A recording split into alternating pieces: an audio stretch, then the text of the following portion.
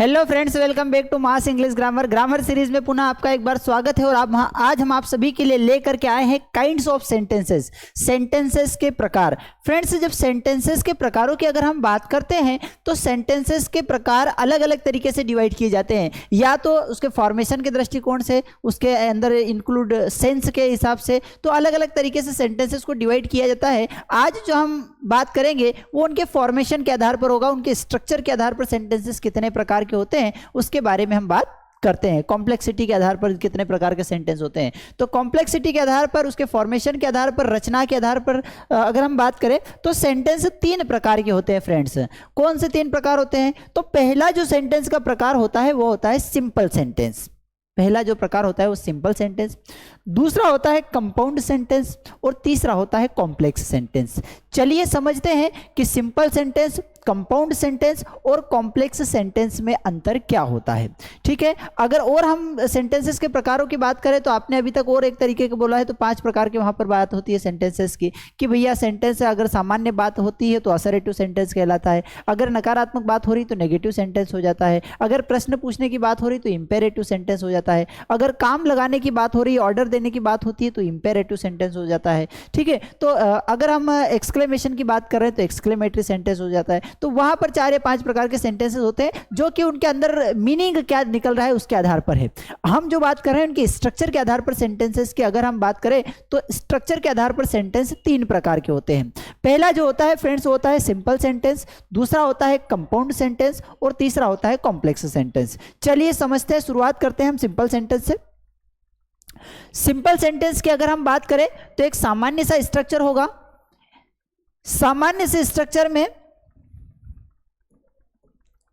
एक सब्जेक्ट होगा, एक वर्ब होगी और एक ऑब्जेक्ट होगा।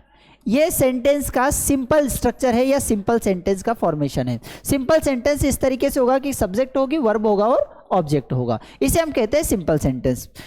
कंपाउंड और कॉम्प्लेक्स सेंटेंस में और सिंपल सेंटेंस में क्या अंतर होता है? तो सिंपल सेंटेंस होता है जिसमें एक सब्जेक्ट है, एक वर्ब है और अपना अर्थ किसी दूसरे पर वो डिपेंड नहीं कर रहा है, अपना स्वतंत्र अस्तित्व लेकर के खड़ा है, उसे कुछ अड़ोसी पड़ोसी किसी सेंटेंस से कोई मतलब नहीं है। ठीक है, तो ये सिंपल सेंटेंस होता है जिसमें एक सब्जेक्ट है, एक वर्ब है, अपना अर्थ स्वयं अपने आप में पूरा कंप्लीट अर्थ लेकर के ये चलता है। जैसे टू रीड इज यूजफुल, पढ़ना बहुत ही भैया उपयोगी है, यूजफुल है, ये एक सेंटेंस हो गया, एक वाक्य हो गया। He was a rich man, वह जो था वो कैसा था? अमीर आदमी था, तो ये एक सामान्य सेंटेंस हो गया। आई नो यू, मैं आपको जानता हूं, यह एक सामान्य सेंटेंस हो गया। यू स्टडी विथ मी, आप मेरे साथ पढ़ते हैं, यह एक सामान्य सेंटेंस हो गया। दे स्पीक इंग्लिश, वे अंग्रेजी बोलते हैं, यह एक सामान्य सेंटेंस हो गया। सर नोज मी, सर मुझे जानते हैं, यह एक सामान्य सेंटेंस हो गया। आई कैन हेल्प यू, मैं आपकी मदद कर सकता हूं, यह एक सामान्य सेंटेंस हो गया। They should come on time, उन्हें समय पर आना चाहिए, यह एक सामान्य सेंटेंस हो गया। तो फ्रेंड्स, ये जो जितने भी सेंटेंसेस हमने बताए हैं ये सारे हो गए सिंपल सेंटेंस। ये सारे क्या हो गए? सिंपल सेंटेंस हो गए। क्योंकि इन सारे सेंटेंसेस में एक सब्जेक्ट है और एक वर्ब है। इन सारे सेंटेंसेस में एक सब्जेक्ट एक वर्ब है, अपना अर्थ अपने साथ लेकर के चल रहा है, अपने अर्थ के लिए ना तो किसी दूसरे पर डिपेंड कर रहा है और ना ही अपना अर्थ आधा अधूरा छोड़ रहा है। तो इन सारे सेंटेंसेस को हम फ्रेंड कहते हैं सिंपल सेंटेंस। क्या कहते हैं? सिंपल सेंटेंस, क्योंकि अपने आप में से एक सब्जेक्ट एक वर्ब लेकर के चलते हैं, कंप्लीट अर्थ अपने साथ लेकर के चलते हैं। दूसरे और अगर हम एग्जांपल्स की बात करें तो the rich help the poor, जो अमीर लोग होते हैं वो हेल्प करते हैं, उन्होंने हेल्प की किसकी? द पुअर, गरीब लोगों की। ठीक है, स्लो एंड स्टडी, एक ऐसा व्यक्ति जो स्लो है और स्टडी है, मतलब धीरे धीरे चल रहा है और सतत चल रहा है, लगातार चल रहा है, कॉन्टिन्यूस चल रहा है, ऐसा व्यक्ति विंस द रेस, ऐसा व्यक्ति जो है जो समय की रेस है उसको जीत जाता है। ठीक है, तो ये जितने भी हमने एग्जाम्पल से पढ़े ये सामान्य सेंटेंसेस की बात करी, इसमें सिंपल सेंटेंसेस की बात हमने करी। आगे अगर हम बात करें तो दूसरा होता है कंपाउंड सेंटेंस। देखिए कंपाउंड सेंटेंस क्या होता है? कंपाउंड सेंटेंसेस के अगर हम स्ट्रक्चर की बात करें तो यहां पर क्या होगा कि एक सब्जेक्ट है, वर्ब है, ऑब्जेक्ट है, फिर सब्जेक्ट है, वर्ब है और ऑब्जेक्ट है। इट मीन्स यहां पर एक सब्जेक्ट एक वर्ब ऑब्जेक्ट, एक सब्जेक्ट एक वर्ब ऑब्जेक्ट, मतलब 2 सब्जेक्ट 2 वर्ब और 2 ऑब्जेक्ट हो सकते हैं, या फिर एक ही सेंटेंस के अंतर्गत दो अलग अलग व्यक्ति काम करने वाले हो सकते हैं, एक ही सेंटेंस के अंतर्गत दो अलग अलग ऑब्जेक्ट हो सकते हैं, इसे हम कहते हैं कंपाउंड सेंटेंस। कंपाउंड सेंटेंस में सेंटेंस तो दो रहेंगे लेकिन ये एक दूसरे पर डिपेंडेंट नहीं रहेंगे, एक दूसरे पर निर्भर नहीं रहेंगे, इन्हें हम कहते हैं कंपाउंड सेंटेंस। ये कंपाउंड सेंटेंस के अंतर्गत जो छोटे छोटे दो आपको टुकड़े दिख रहे हैं, दो छोटे छोटे सेंटेंसेस दिख रहे हैं फ्रेंड्स, इसे हम कहते हैं क्लॉज। जो सेंटेंस के अंदर दो छोटे छोटे टुकड़े दिख रहे हैं इसे हम कहते हैं क्लॉज। ये ओवरऑल एक सेंटेंस है, ये कंप्लीट अगर हम बात करें, ओवरऑल हम बात करें तो ये ओवरऑल क्या है फ्रेंड्स, ओवरऑल यह एक सेंटेंस है।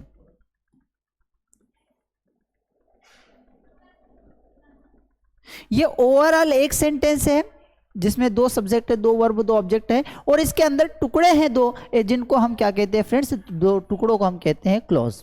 आगे का जो हमारा लेक्चर रहेगा उसमें हम क्लॉज के बारे में डिस्कशन करेंगे कि आखिर नाउन क्लॉज क्या होता है, एडजेक्टिव क्लॉज क्या होता है, एडवर्ब क्लॉज क्या होता है, डिपेंडेंट क्लॉज क्या होता है, सबऑर्डिनेट क्लॉज क्या होता है, प्रिंसिपल क्लॉज क्या होता है, सारे क्लॉजेस के बारे में हम डिस्कशन करेंगे। ठीक है, स्टे ट्यून्ड विथ अस। ठीक है, तो हम बात कर रहे हैं किसके बारे में, कंपाउंड सेंटेंस की बात कर रहे हैं। कंपाउंड सेंटेंसेस में दो अलग अलग सब्जेक्ट रहेंगे, दो अलग अलग वर्ब रहेगी, दो अलग अलग ऑब्जेक्ट रहेंगे, सेंटेंस में एक ही सेंटेंस में रहेंगे दोनों, लेकिन ये एक दूसरे पर डिपेंडेंट नहीं रहेंगे, एक दूसरे पर डिपेंडेंट नहीं रहेंगे, अपना अपना स्वतंत्र अर्थ लिए हुए रहेंगे, इसलिए इन्हें हम कहेंगे क्या फ्रेंड्स, कंपाउंड सेंटेंस कहेंगे। जैसे कि हम एग्जाम्पल के माध्यम से समझते हैं कि ही, वह, as well as Hari is guilty. भैया इसका मीनिंग क्या निकल रहा है, इसका मीनिंग निकल रहा है कि ही इज गिल्टी, एक तो वह गुनाहगार है, एज वेल एज और साथ ही साथ हरी इज गिल्टी, वह भी गुनाहगार है और हरी भी गुनाहगार है। मतलब क्या हुआ, अर्थ यह निकला कि यहां पर दो सेंटेंसेस आ गए, एक तो क्या हो गया, एक तो वह गुनाहगार है, एक सेंटेंस हो गया, एज वेल एज कनेक्टर लगाया, दूसरा हरी इज गिल्टी, हरी भी गुनाहगार है, तो दो हो गए। ठीक है, तो दो सब्जेक्ट हो गए, दो वर्ब हो गई, दो ऑब्जेक्ट हो गए। ठीक है, दो सब्जेक्ट, दो वर्ब, दो ऑब्जेक्ट है, लेकिन ये एक दूसरे पर डिपेंडेंट नहीं है, इसलिए इसे हम क्या कहते हैं, कंपाउंड सेंटेंस कहते हैं। फ्रेंड्स क्या कहते हैं, कंपाउंड सेंटेंस।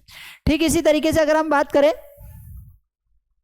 तो some like coffee and others tea, इसको अगर हम प्रॉपर तरीके से लिखने की कोशिश करें तो इसका मीनिंग होता है कि some like coffee and others like tea. ठीक है, तो यहां पर एक सेंटेंस तो क्या हो गया, सम लाइक कॉफी, ये पहला सेंटेंस हो गया, दूसरा अदर्स लाइक टी, यह दूसरा सेंटेंस हो गया, कनेक्टर के माध्यम से जुड़ा हुआ है।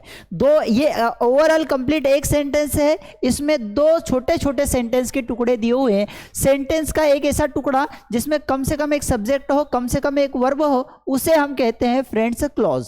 क्या कहते हैं, क्लॉज। सेंटेंस का वह छोटा से छोटा टुकड़ा जिसमें कम से कम एक सब्जेक्ट हो, कम से कम एक वर्ब हो, वो क्या कहलाता है, क्लॉज कहलाता है। तो यहां पर हमें दो क्लॉज देखने को मिलते हैं कि ये इतना बड़ा सेंटेंस है, इसमें अगर हम टुकड़े करते हैं तो यहां पर एक सब्जेक्ट एक वर्ब आ रही, यहां पर एक सब्जेक्ट एक वर्ब आ रही, तो ये कहलाया क्लॉज।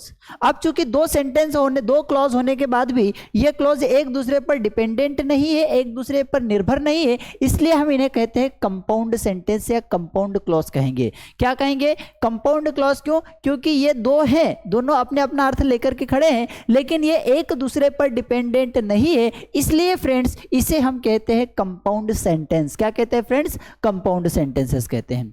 आगे अगर हम बात करें कंपाउंड सेंटेंस के बाद में कुछ एग्जांपल्स की बात, कि train goes fast but an aeroplane faster. यहां पर एक सेंटेंस है भैया कि ट्रेन जो होती है ना वो फास्ट जाती है और एरोप्लेन जैसा कैसे जाता है, एरोप्लेन फास्टर जाता है। तो यहां पर भी दो अलग अलग बात हो रही है, तो ये दो अलग अलग बात हो रही है, लेकिन ये एक दूसरे पर डिपेंडेंट नहीं है, एक दूसरे पर निर्भर नहीं है, इसलिए यह भी किसका एग्जाम्पल हो गया, यह भी फ्रेंड्स हो गया कंपाउंड सेंटेंस का एग्जाम्पल हो गया।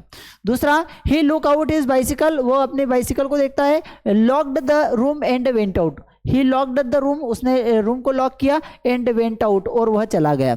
ठीक है, तो इस तरीके से यहाँ पर 3 सेंटेंसेस साथ में आ गए हैं, लेकिन फिर भी ये एक दूसरे पर डिपेंडेंट नहीं है, एक दूसरे पर निर्भर नहीं है, एक दूसरे के बिना अधूरे नहीं है। तो यह भी एग्जाम्पल हो गए हमारे किसके, कंपाउंड सेंटेंस के एग्जाम्पल हो गए। तो देखिए, एक तो सिंपल सेंटेंस होता है जिसमें एक ही सेंटेंस दिया हुआ रहता है, अपना अकेला सेंटेंस होता है, किसी से मतलब नहीं, तो उसे हम कहते हैं सिंपल सेंटेंस। दूसरे नंबर पर आता है कंपाउंड सेंटेंस। कंपाउंड सेंटेंस में एक से अधिक सेंटेंसेस रहते हैं, लेकिन एक दूसरे पर डिपेंडेंट नहीं रहते, एक दूसरे पर निर्भर नहीं रहते हैं, उन्हें हम फ्रेंड्स कहते हैं कंपाउंड सेंटेंस।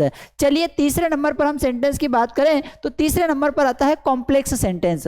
कॉम्प्लेक्स सेंटेंस में एक से अधिक सेंटेंसेस यूज किए जाएंगे छोटे छोटे, और वो एक दूसरे पर डिपेंडेंट रहेंगे, इसलिए उन्हें हम कहते हैं कॉम्प्लेक्स सेंटेंस। चलिए समझते हैं एग्जांपल। आई नो, मुझे पता है, द रीजन, वह कारण, कि why he was so angry, उसके एंग्री होने का कारण मुझे पता है। मतलब यह सेंटेंस पर, यह एक सेंटेंस दूसरे सेंटेंस पर डिपेंडेंट है। भैया आई नो, क्या जानते हो कि वो क्यों एंग्री है, ये मुझे पता है ना। तो क्या जानते हो, कौन सा रीजन जानते हो, मुझे वो रीजन पता है कि वो एंग्री क्यों है। मतलब एक सेंटेंस दूसरे सेंटेंस पर निर्भर है, और इस कारण से इसे हम कहते हैं कॉम्प्लेक्स सेंटेंस।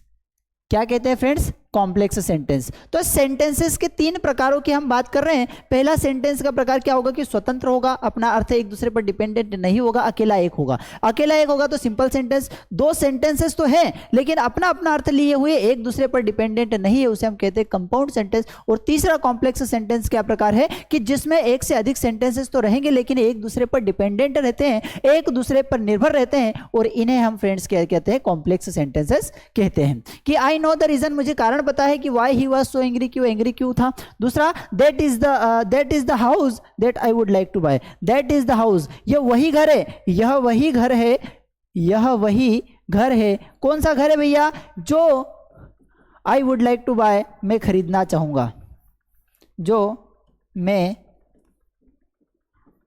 खरीदना